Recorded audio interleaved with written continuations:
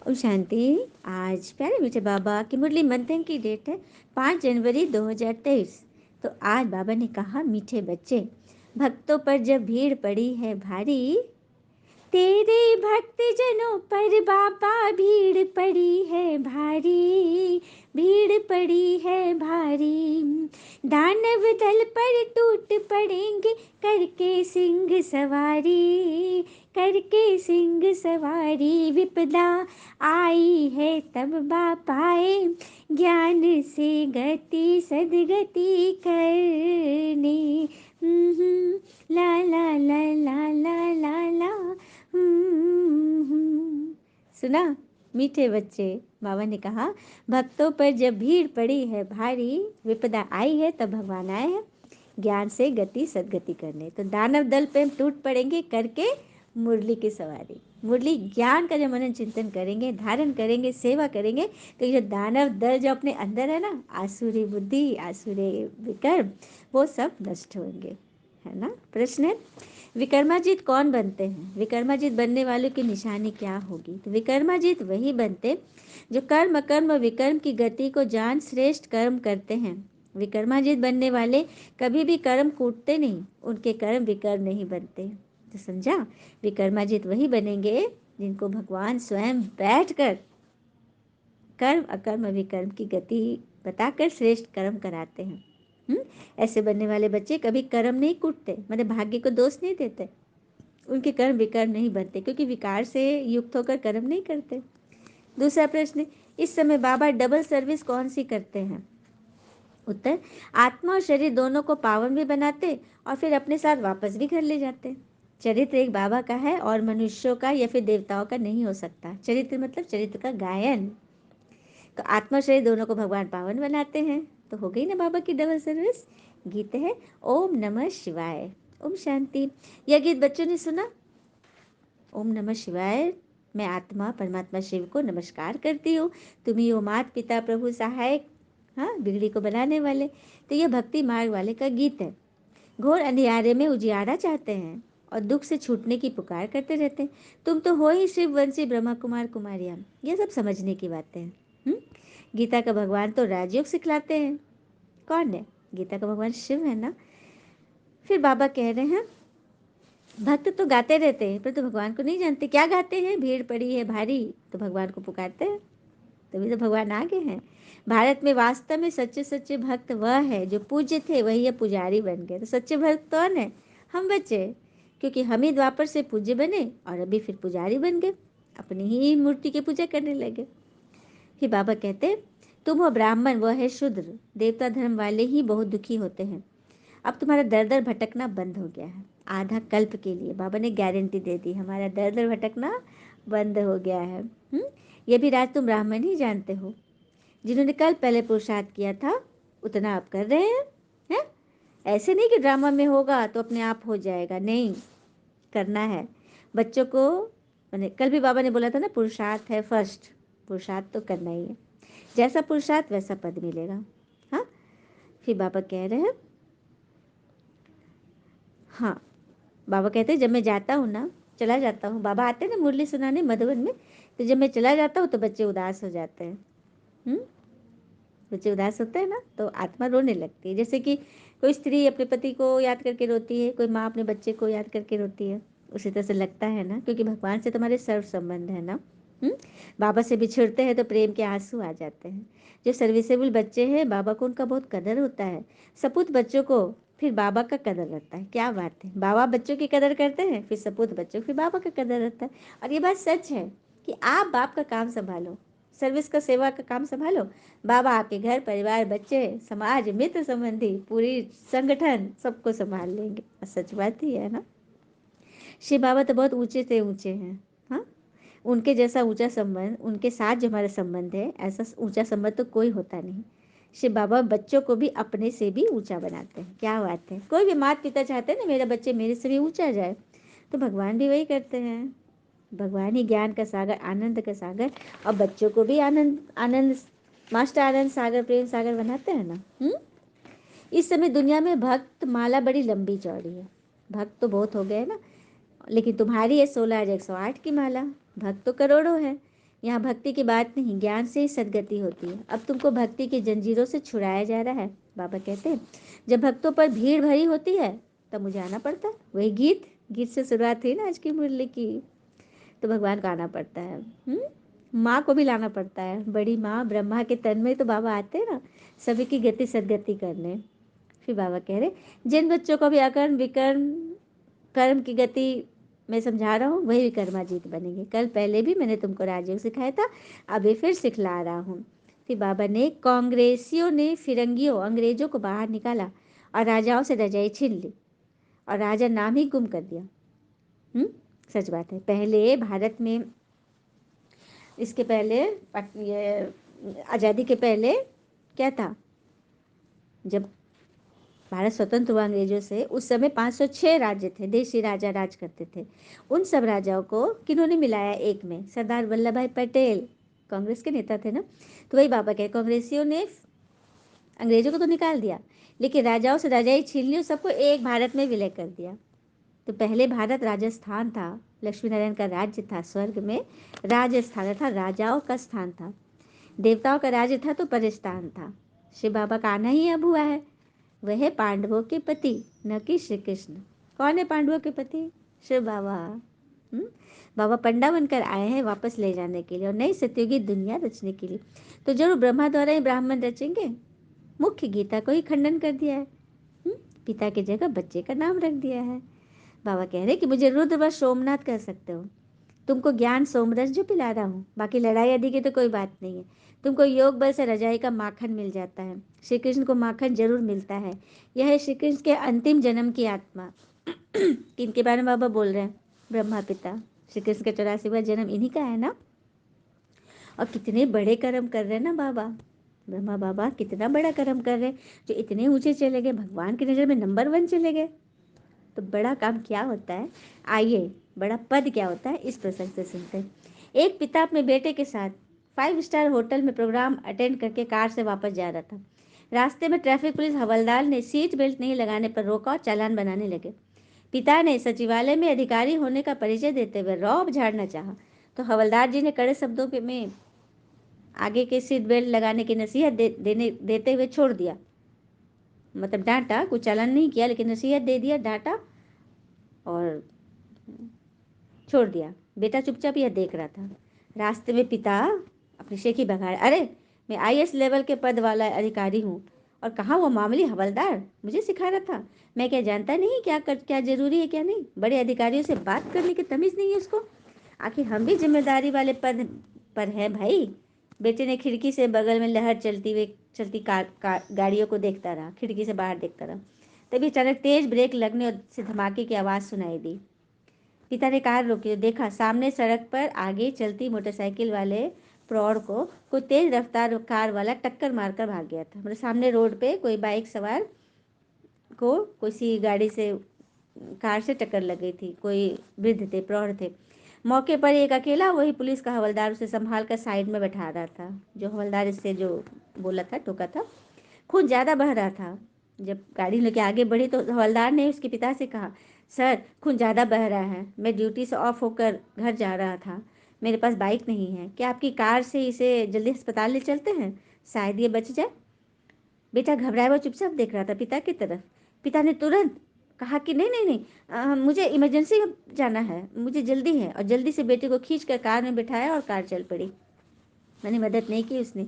बेटा एकदम आश्चर्यचकित अचंभित सा चुपचाप सोच रहा था कि बड़ा पद वास्तव में कौन सा है, पिता का प्रशासनिक पद या वो पुलिस वाला हवलदार का पद, जो अभी भी उस घायल की चिंता में वहीं बैठा था रोड पर।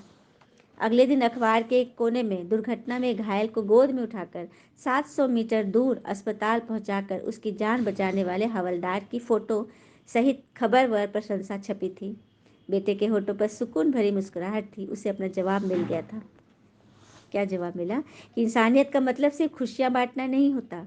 बड़े पद का असली मतलब अपने पास आई चुनौतियों का उस समय तक सामना करना होता है जब तक उसका समाधान नहीं हो जाता।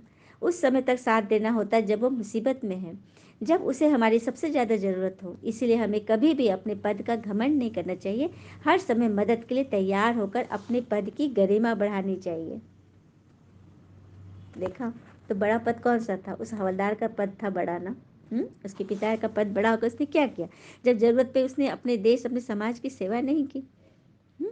तो ब्रह्मा पिता ने समाज क्या, पूरे विश्व की सेवा के लिए अपना जो लौकिक में भी जो पद था, उनको हीरे जवाहर के व्यापारी, कितने राजा महाराजाओं के साथ उनका उठ बैठ था, उन सबको त्याग कर उन्होंने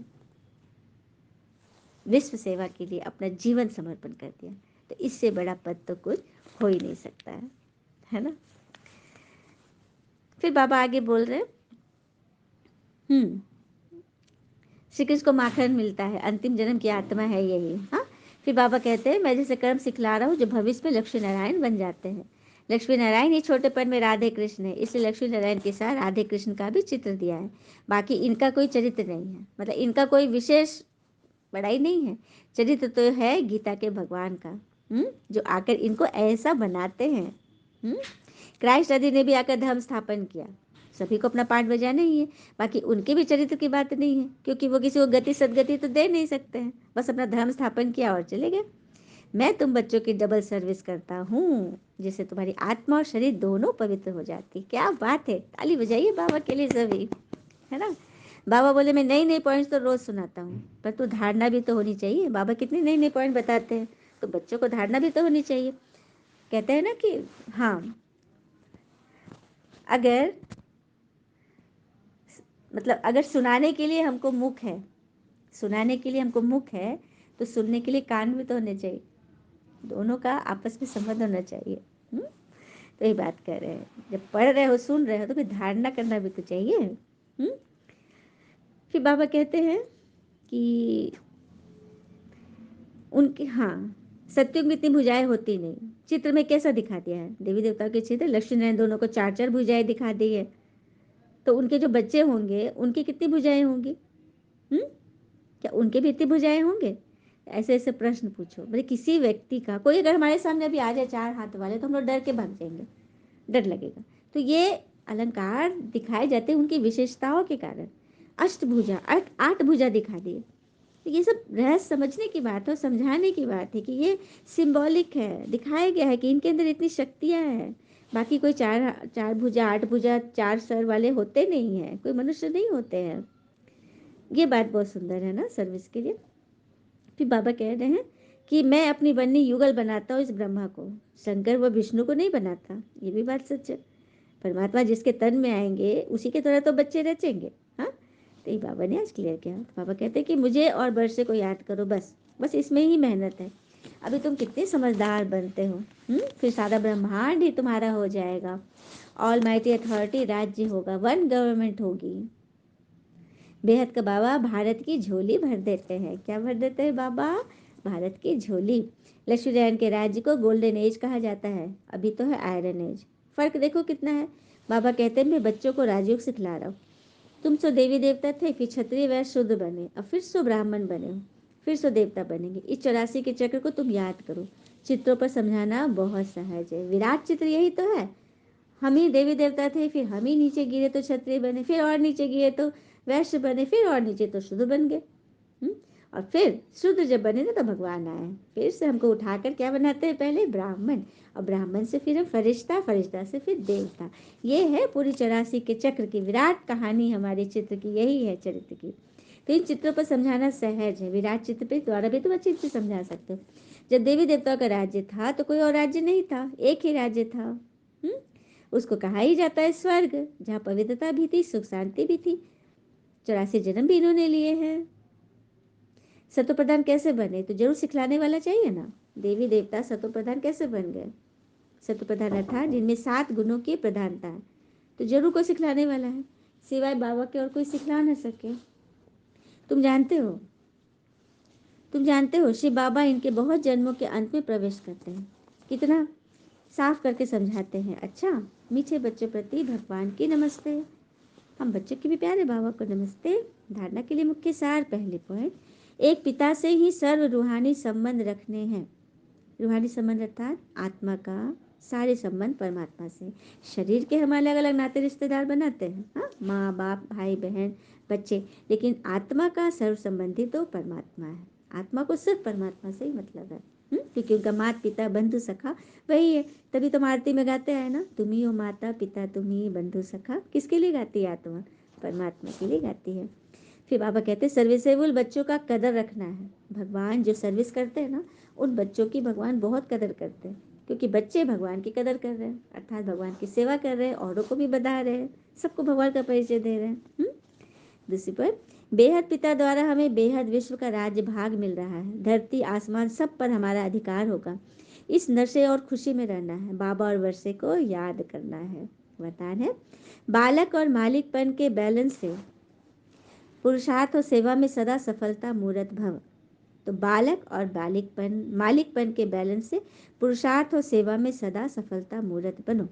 तो सफलता सभी को चाहिए, उसके लिए बाबा कहते हैं सदा यह नशा रखो कि बेहद पिता और बेहद वर्षे का बालक सो मालिक हो।